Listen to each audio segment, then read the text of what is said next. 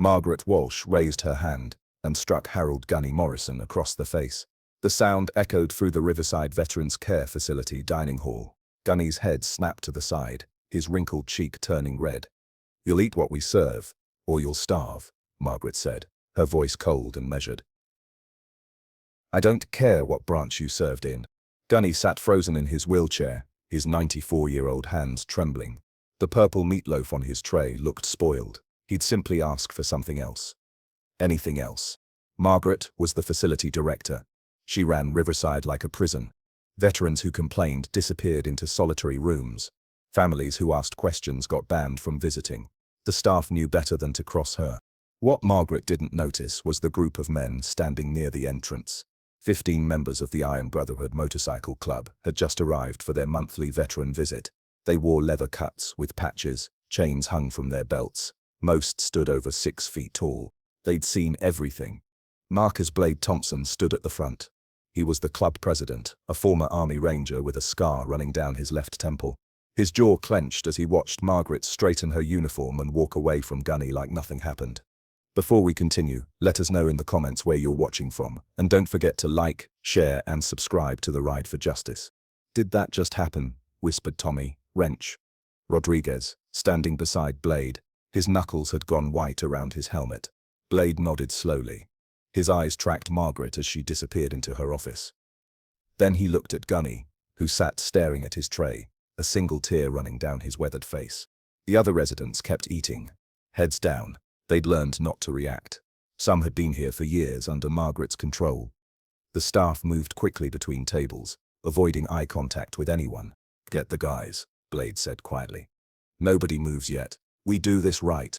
The bikers spread out across the dining hall. Some sat with residents. Others stood near exits. They looked like they belonged there, visiting, talking, being respectful. But their eyes never left Margaret's office door. Gunny finally looked up. He met Blade's gaze across the room. Something passed between them. Recognition, understanding, a shared knowledge that came from serving, from fighting, from surviving. Blade walked over and knelt beside Gunny's wheelchair. "Sir, I'm Blade. That's not okay what happened to you." Gunny's voice came out shaky. "It happens all the time here, son, to all of us." Blade pulled up a chair next to Gunny. The other residents watched nervously. Most hadn't had real visitors in months. Margaret controlled who came and went. "Tell me everything," Blade said. Gunny hesitated. His hands still shook. "She'll make it worse if I talk. Last month, Jerry complained about the medications. They moved him to the locked wing. His daughter couldn't find him for 2 weeks. Wrench joined them, sitting on Gunny's other side. "We're not leaving until we understand what's happening here." Around the room, the other bikers had made friends with residents. Stories started flowing. Mr. Chen showed bruises on his arms from being grabbed too hard. Mrs. Patterson whispered about missing valuables. 3 Tavers mentioned being denied their medications as punishment. "The food is always bad," Gunny continued, "sometimes moldy. We get charged premium prices, but they serve garbage.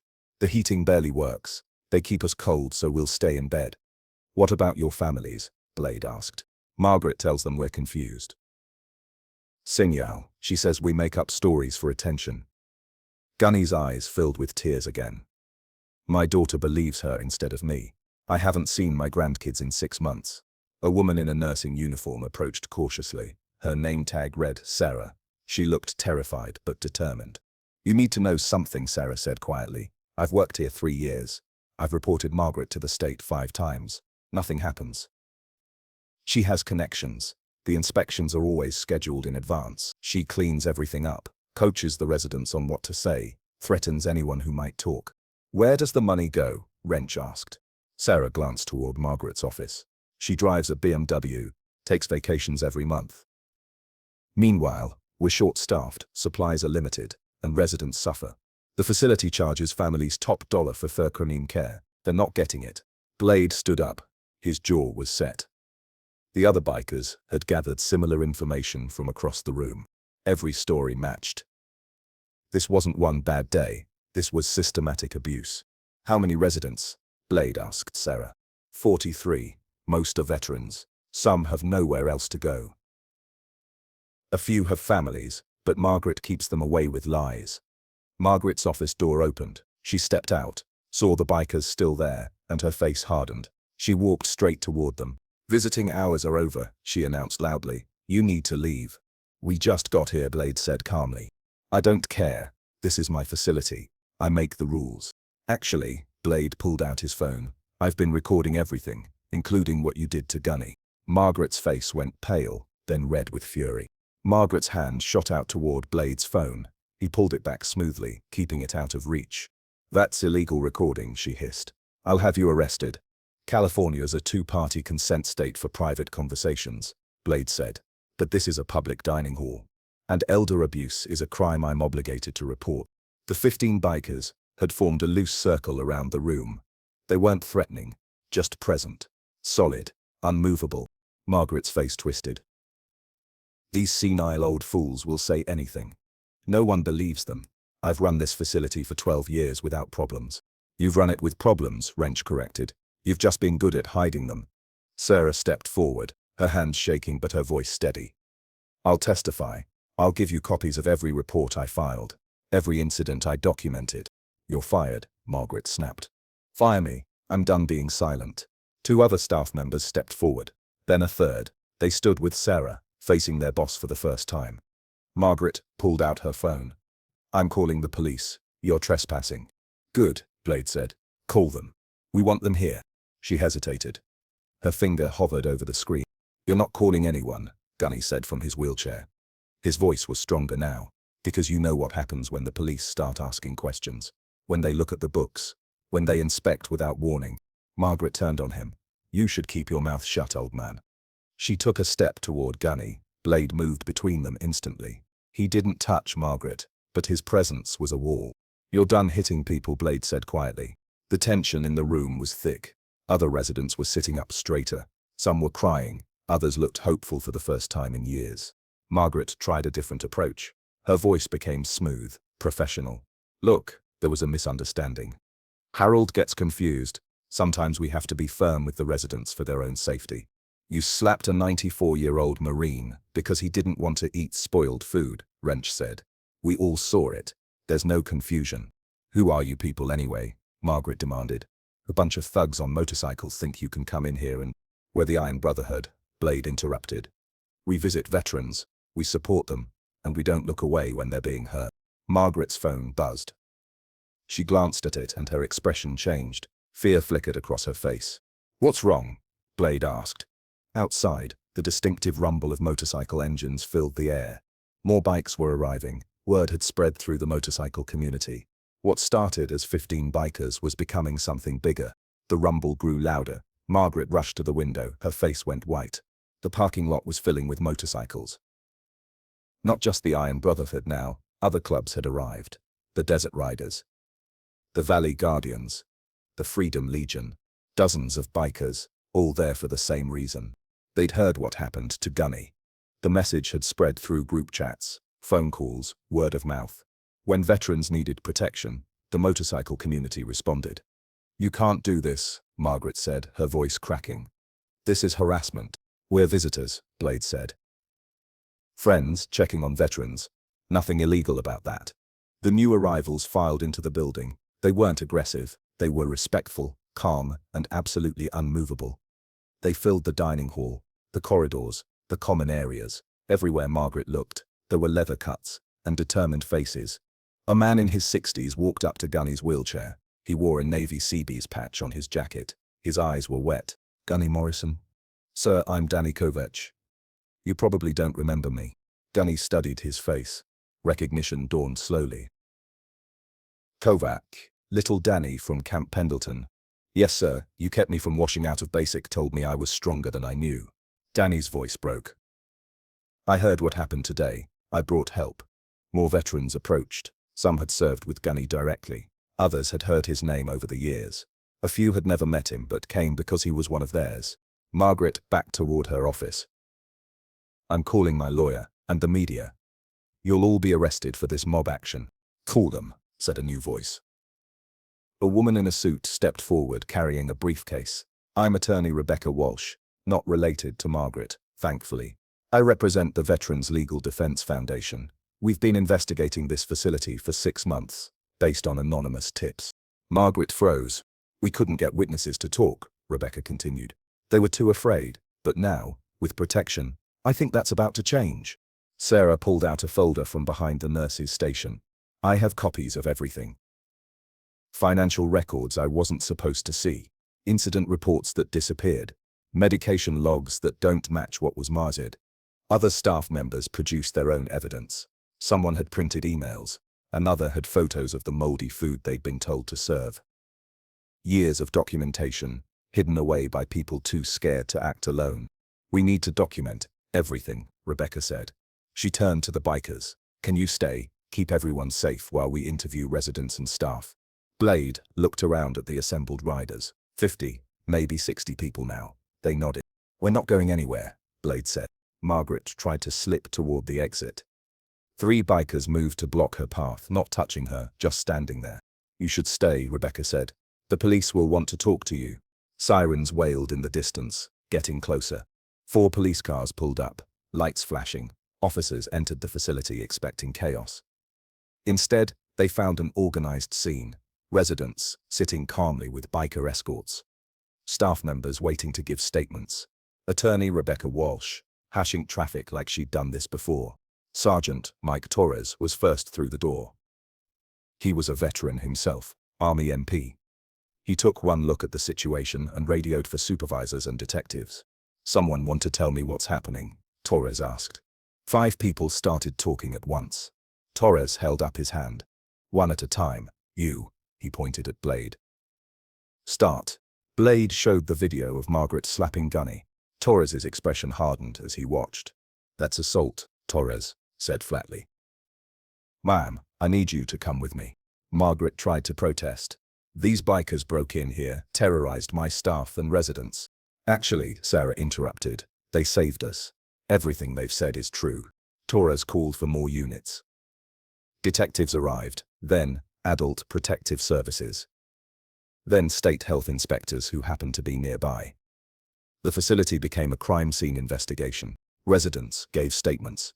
Some cried with relief. Others shook with anger as they finally told their stories. Mr. Chen showed his bruises. Mrs. Patterson described her missing wedding ring. A Korean War veteran named Bill explained how Margaret had threatened to evict him when he complained about frozen dinners. The financial evidence was damning. Margaret had been billing families for services never provided. She'd claimed expenses that didn't exist. The facility should have had twice as many nurses based on what families paid. The money had gone into Margaret's accounts. It's embezzlement, Detective Lisa Park said, reviewing the documents. Elder abuse, assault. Possibly fraud on a larger scale. We're going to need to audit everything. Margaret sat in the back of a police car, stunned. She'd thought she was untouchable. 12 years of getting away with abuse had made her careless. She never expected resistance. Certainly not from people she considered powerless. Torres approached Blade. You did good work today, but I need to ask, how did you get so many people here so fast? We have a network, Blade explained. When veterans need help, we respond. Someone sent out a message. People came. No threats, no violence, just presence. We wanted these folks to feel safe enough to tell the truth. Torres nodded slowly. I'm a veteran. My grandfather died in a place like this. We never knew how bad it was until after. He paused. Thank you. Rebecca was coordinating with social workers. We need to place some residents immediately. Some have families who will take them now that they know the truth. Others need new facilities. What about the ones with nowhere to go? Gunny asked. We'll find places, Rebecca promised. Better places, and we'll make sure they're monitored properly. The investigation continued through the evening. News vans arrived. Reporters interviewed residents, bikers, and police. The story was spreading beyond the facility, beyond the city. Margaret was formally arrested and led away in handcuffs. As she passed Gunny's wheelchair, she wouldn't look at him. Gunny watched her go, his expression unreadable. The sun set over Riverside Veterans Care. The police finished their initial investigation around midnight. Margaret was held without bail. Her lawyer couldn't explain away video evidence and dozens of witnesses. The bikers didn't leave. They stayed in shifts, making sure every resident was safe through the night. Some slept in chairs, others kept watch in the parking lot. When the replacement facility manager arrived at dawn, She found veterans being guarded by the most dedicated security force she'd ever seen. Gunny's daughter arrived at 6 in the morning. She'd driven through the night after seeing the news. She found her father surrounded by bikers who'd become his friends. "Dad," she sobbed, dropping to her knees beside his wheelchair. "I'm so sorry. I should have believed you. I should have listened." "It's okay, sweetheart," Gunny said, patting her hand. She was convincing. She fooled a lot of people. "I want you to come home with me, please. We'll make space. You'll be with family." Gunny smiled, his first real smile in months. "I'd like that." Similar scenes played out across the facility. Families who'd been kept away were reunited with loved ones. Some residents chose to move in with relatives. Others transferred to better care facilities that Rebecca's foundation had vetted. Sarah and the staff who'd spoken up were hailed as heroes. They'd kept evidence for years, waiting for the right moment. Without their documentation, the case against Margaret would have been weaker. "Why did you stay so long?" a reporter asked Sarah. "Someone had to watch out for them," Sarah answered. "Someone had to be there, documenting, protecting where I could. I just needed help to make people listen." The motorcycle clubs received recognition too. The story went national. A Marine who'd been abused, protected by bikers who refused to look away. It captured something people needed to see. Veterans supporting veterans, communities standing up for the vulnerable. Blade gave a single interview. "We're not heroes, we just showed up.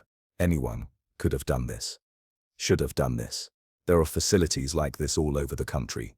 People need to pay attention. Check on your veterans, visit them, make sure they're treated with dignity." The Iron Brotherhood started an initiative.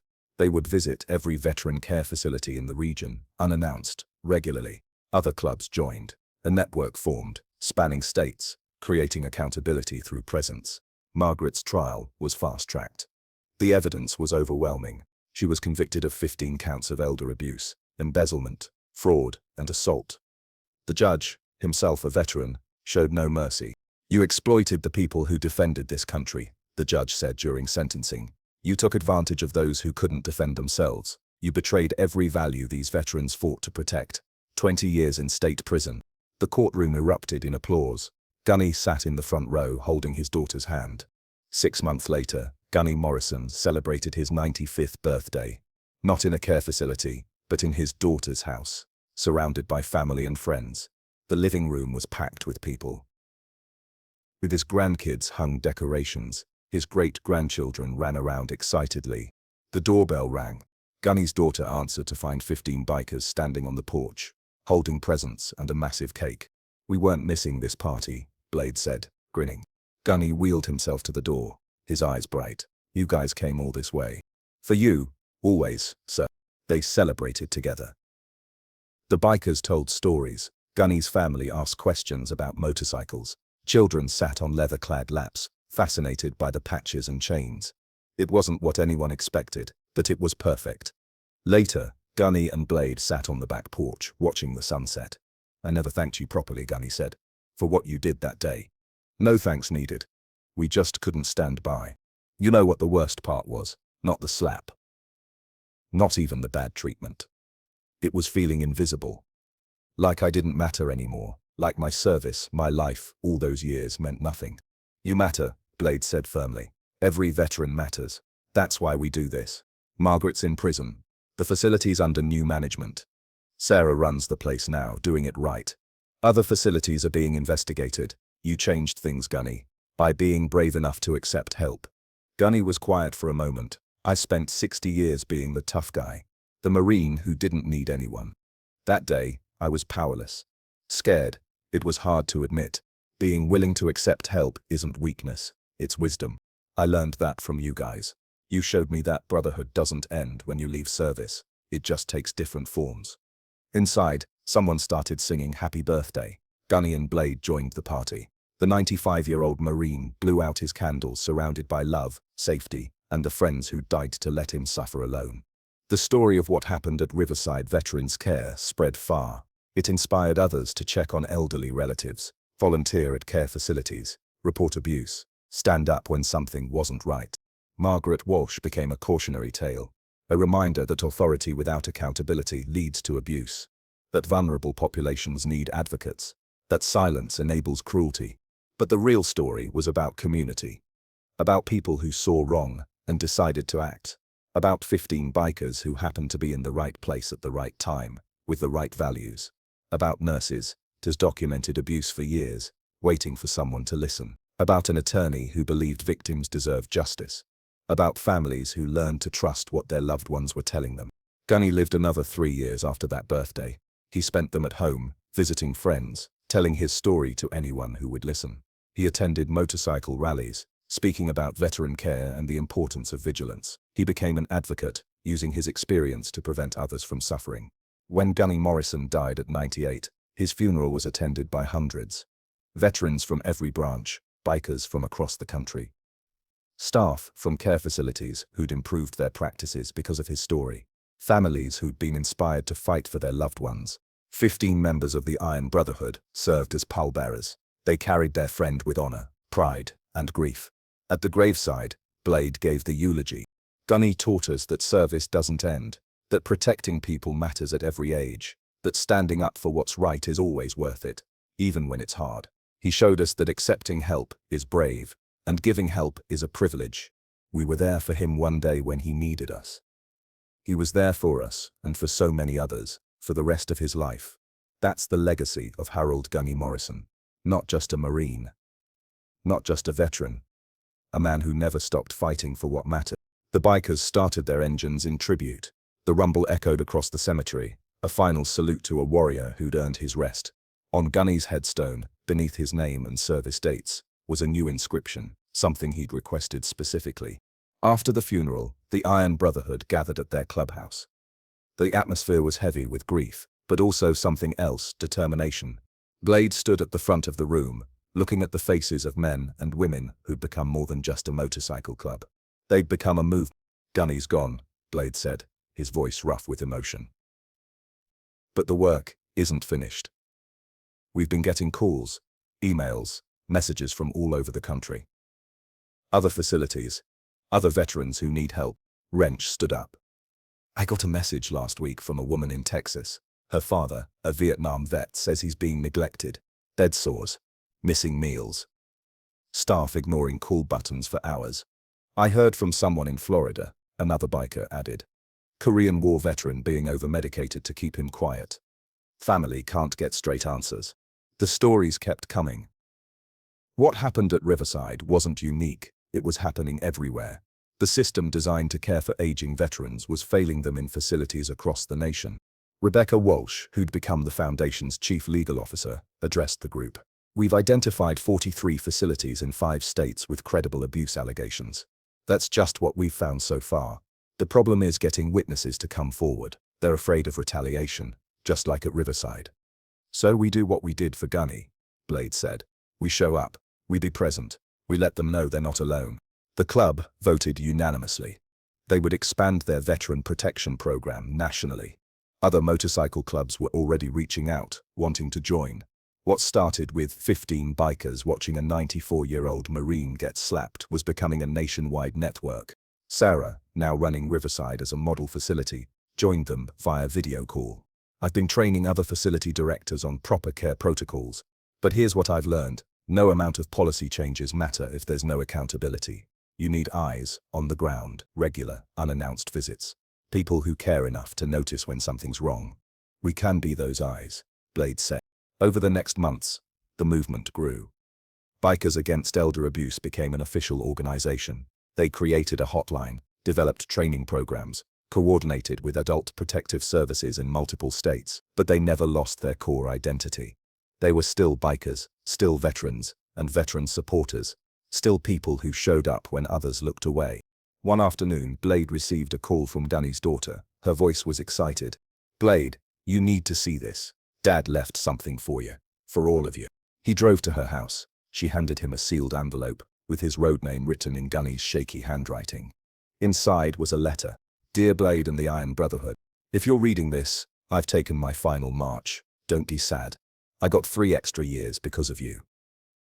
3 years with my family. 3 years of purpose. 3 years of dignity. I've been talking to my lawyer. I'm leaving my estate to your organization. It's not much, about $200,000 from my military pension savings and the sale of some property, but I want it used to protect other veterans. to make sure what happened at Riverside keeps getting exposed and stopped. Use it to travel to facilities, to hire lawyers for veterans who can't afford them, to support staff members who speak up and lose their jobs, to do whatever it takes to make sure old warriors aren't taughten and abused. You gave me my voice back when I'd lost it. Help others find theirs. Semper Fi, Gunny. Blade's hands shook as he read. The other bikers gathered around, reading over his shoulder. Some wiped their eyes. Others sat in silence, overwhelmed by Gunny's final act of brotherhood. The money was used exactly as Gunny intended. The organization hired 2 full-time investigators. They created a legal defense fund for whistleblower staff. They purchased equipment to document facility conditions. They funded surprise inspections. Within a year, they'd helped shut down 8 abusive facilities. They'd relocated over 300 veterans to better care situations. They'd supported 17 staff members who'd reported abuse and faced retaliation. They'd trained 500 volunteers on recognizing elder abuse signs. But the most important thing they did was simple presence. Bikers showed up at facilities every week. Sometimes they just visited, played cards with residents, listened to war stories, pushed wheelchairs around ovens. The visits were random, unscheduled, unpredictable. Facility administrators knew they could be watched at any time. Abuse rates dropped dramatically in facilities where the bikers had a presence. Staff treated residents better. Families visited more often, encouraged by the community support. Veterans felt valued again. Margaret Walsh, serving her sentence in state prison, gave a rare interview to a journalist researching the case. "I thought they were just old people," Margaret said from behind the glass partition. "I thought no one cared. I thought I could do whatever I wanted because they were powerless." "What do you think now?" the journalist asked. Margaret was quiet for a long time. "I was wrong. They weren't powerless. They had something I didn't understand. They had each other. And they had people who refused to forget them. I took everything from them except the one thing that mattered most. Their brotherhood. Their dignity. Their will to survive and fight back. Do you regret what you did?" Every single day, I see their faces. I hear Gunny Morrison's voice asking for different food. Such a simple request. I could have just gotten him a sandwich. Instead, I hit him. I broke something in myself that day. I just didn't know it until those bikers showed up and held up a mirror. The article was published nationally. It sparked conversations about how society treats aging veterans, about the importance of oversight in care facilities, about the power of community action. 3 years after Gunny's death, on what would have been his 101st birthday, the Iron Brotherhood held a memorial ride. Thousands of motorcycles rolled through the streets. They rode past Riverside, renamed the Harold Morrison Veterans Care Center. They rode past the courthouse, where Margaret had been sentenced. They rode to the cemetery where Gunny rested. At his grave, they held a ceremony. Blade placed a new plaque beside the headstone. It read, "In memory of Harold Gunny Morrison and all veterans who deserve dignity in their final years." The watch continues. Gunny's great-grandson, now 10 years old, stood with the bikers. He wore a small leather vest his family had made, with patches honoring his great-grandfather. "When I grow up," the boy announced to the assembled crowd, "I want to be like Grandpa Gunny, and like all of you, I want to protect people who can't protect themselves." Blade knelt down to the boy's level. "Then you're already on the right path, kid. Your great-grandfather would be proud." The motorcycles rumbled to life again. The sound rolled across the cemetery like thunder, a promise, a commitment, a reminder that Gunny's fight lived on in everyone he'd touched. That evening, at a veteran care facility 200 miles away, an elderly Air Force pilot named Robert was being yelled at by a night supervisor for requesting his pain medication. Robert sat in his wheelchair, tired and yoink, wondering if anyone cared anymore. Then, he heard it. The distinctive sound of motorcycle engines pulling into the parking lot. He looked out the window and saw 15 bikers dismounting, looking up at the building with determined expressions. Robert smiled. He didn't know these people, but he knew what they represented. Someone was watching. Someone cared. Help had arrived. The supervisor heard the engines too. Her face went pale. She suddenly remembered she needed to check something in her office. Robert's pain medication appeared within 5 minutes. One of the bikers entered the building and approached Robert's wheelchair. "Evening, sir. We're just here visiting. Making friends. Everything okay?" Robert looked at the bikers' patches. Iron Brotherhood. The same club that had helped Gunny Morrison. The story every veteran knew now. "Everything's fine," Robert said. "But I'm glad you're here anyway. We'll be back next week. And the week after that. As long as veterans need us, we'll keep showing up. That was the legacy. Not just one moment of justice for one 94-year-old Marine, but an ongoing commitment to every veteran who'd served, sacrificed, and deserved to live their final years with dignity and respect. Margaret Walsh had slapped Harold Morrison thinking no one was watching, thinking no one cared, thinking she had all the power. She was wrong on every count. Someone was always watching now.